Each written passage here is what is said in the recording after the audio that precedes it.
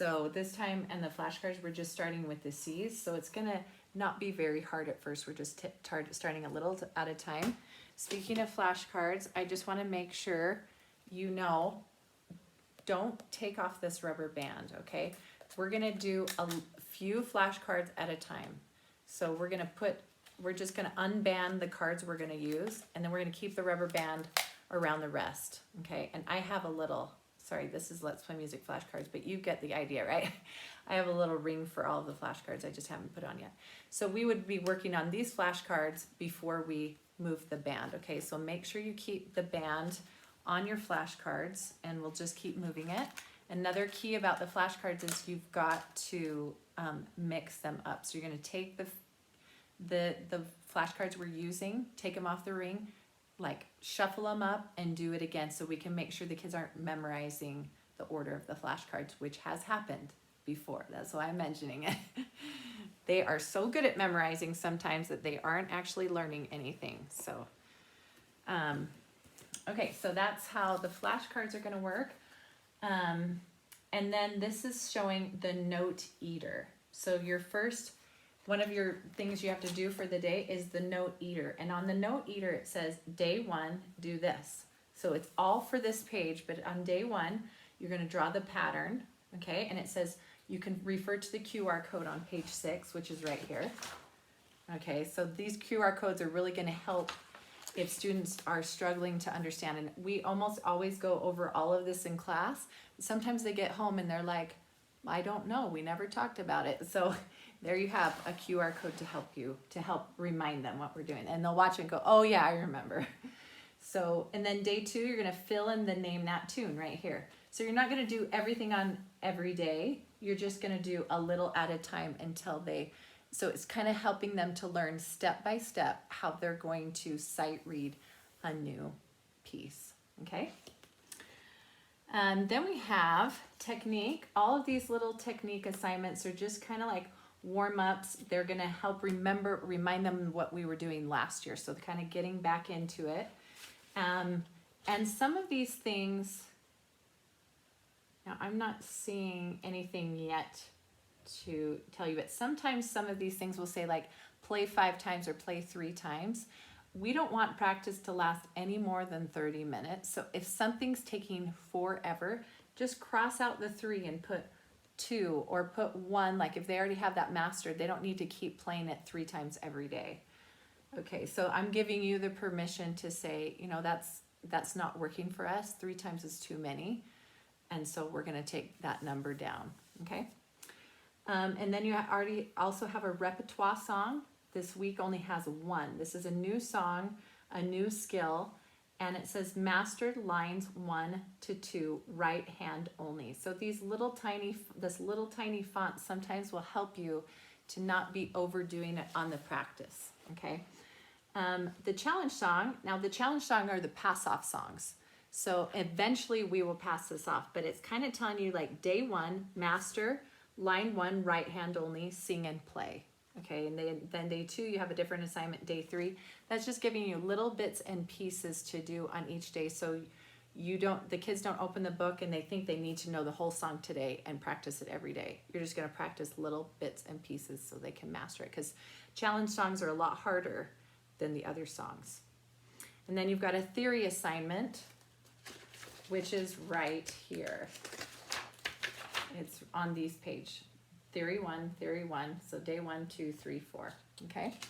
And then I wanted to show you actually the first practice, hopefully the first practice you do, and sometimes it doesn't work out, just do the best you can, because if the students and you're doing your bench pal, this means with mom or dad, okay? So if you sit down with your student and say, what is it you learned this week? They can go through their songbook and show you all the things they did. That's what I want you to ask first. What did you learn this week? And just have them play everything for you, or kind of show you what pages it was, or kind of work through whatever the songs were, okay? And then you can go here and then you can look, oh, let's check your fingernails real quick, or maybe just help them get in a habit of checking every time they play, because having long fingernails makes it so you can't play on the tips of your fingers. You have to play like this. and this isn't what we want. We really want this. So, and you can do some note eaters, some flashcards, some bubble smash little thing here. You can do like a little duet or any of they're giving you like some ideas that you can do as you play through these songs. So you could do it together. You could do it with the CD. You could, this is just giving you some ideas. And then we have time travel. And this is usually done on the Bench Pal day. If you don't have enough time, just make sure you help your student pull this up, this QR code. This is going to be a little video about Beethoven's 5 secrets. And then it has a little activity for them to do. And it's fun. A lot of the stuff is fun. It's like the piano guy is doing Beethoven, And so they're going to like put a quote in here of what he said, okay? And so that's how the workbook works. It's going to be more practice than Let's Play Music when it comes to like volume, but this is going to be a lot of review in the beginning to help them be prepared for that.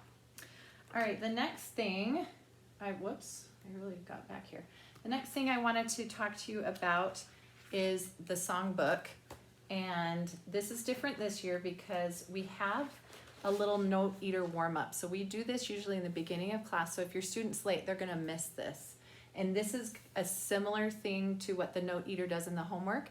We're helping them like build foundations on how to sight read music. So this first day, they're going to draw the arrows because we're going to learn that when it's step, step, step, they have an arrow up that helps their eyes to see, oh, we're just stepping up. We're not doing any skipping or we're not leaping or anything. And then they're going to play that. They're going to see if they can think in their head what it's going to sound like, and then they're going to play it on the piano. And so every day they have like a new little assignment to do here. And I wanted to show you, we already talked about flashcards. Oh, we already did that. Let's go to this one. I wanted to talk to you about the QR codes. There are so many QR codes in this book. This will help you a lot to be able to play the song. So if you're struggling with something, watch this first. And then if you still need additional help, let me know and I can make an intermediate video for you, or like maybe a little easier than this, okay? Just to get you started. So do the QR codes, there's lots of them.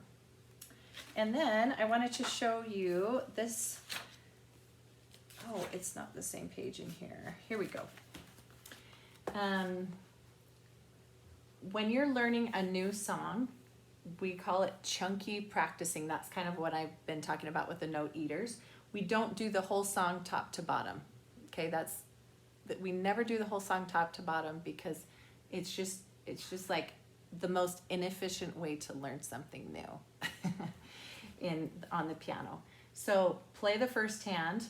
Play one of the hands first. It doesn't always matter, but usually it's the right hand. And then it's just going to give you some tips. See what the notes and the fingering is. So if you what's the starting note? Is it a D? Is it an F? What is it? And sometimes it has little cues for writing those in. A lot of times we talk about that in class already and write them in. You're going to clap and count. You're going to play and count out bugs 10 times in a row.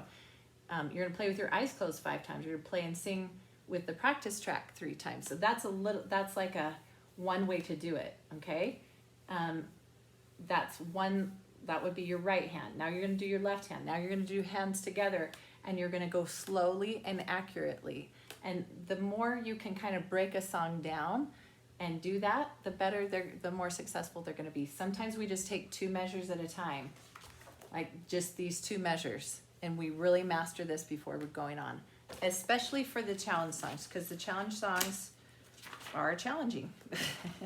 So we've got, let me show you just one. This is, let's see. So like, I'm not finding one off the top of my head, but. Okay, Hello There Bug. All right, I'm pretty sure this is a challenge song. And it has there's only 2 lines. This prestissimo means for anybody who needs an extra challenge, they're gonna do it this way, okay? And so they'll just take this measure first and learn this measure, or they might take these two measures and learn them, and then they're gonna go on to the next one. Oh, I know for sure this is a challenge song. Okay, so this is a one-page song with some variations. And so same thing, they're just gonna learn a little bit at a time. They've got to leap pretty far from here to here. And so they're gonna learn how to do that. So they're not starting at the top and playing to the bottom. They're learning little sections at a time so they can be really productive and successful. All right, so those are challenge songs. I wanted to show you. We have some above and beyond songs. And this is like anybody who needs an extra challenge. We don't usually go over these in class, but they do have QR codes. So if you are mastering your songs, your students mastering their songs, just like that, they can practice these above and beyond songs, and they will get beads for these too. So just wanted you to know they're in here. We already have some extra challenge songs in here. And then it just, again, what this prestissimo means right here, it means if this is so easy, here's a little tip. Play the bass notes broken like an arpeggio. So you'd separate these notes out instead of playing them together. So they would go bum, bum, bum, bum, bum, bum. And that would be an extra challenge. So if you already see your student needs that, you can point that out to them. All right. Last thing, policies. I just wanted to bring a few of these to your attention. We're still, do not send your student to class if they are sick, okay? If I am sick, if they are sick, they can do a live Zoom. I'm not recording any Zoom anymore, but if I am sick, we will have to do a live Zoom, which I know is not everybody's favorite, but we will do that. Kids don't have to wear masks, but they can wear masks. That's the rule right now. I know things are getting a little crazy though, so if you want to send your student with a mask, you are welcome to. But for now, I'm not requiring that everybody is. Okay, and then just make sure your student is safely crossing the street. No gum or candy or food, just don't bring it in class, okay? Don't send water and stuff with your kids. They can drink water before class, they can drink it after when they get in the car. And then no siblings and friends. I think we are all good with that. You're gonna sign this, it's 2 pages, front and back. You can print it out yourself and sign it for me, or you can sign it before you send your student. And then you're gonna choose just one of these. Either you're gonna allow me to take pictures, or you're gonna not allow me to take pictures, okay? And I don't really take very many, and I usually don't put people's names on them either, but it does say here with child's first name. So if you're okay with that, that's awesome. If you're not okay with that, just let me know. All right, that's it. Okay, let me know what questions you have. If you have questions, check the website first and see if you can find the answer. If you might find an answer faster than with me, but feel free to text me. That's probably the best way to get a hold of me. I am really on top of my emails too. So if you want to reply to something that I've emailed you, you're welcome to do that, and I will get back to you. All right, we will see you soon.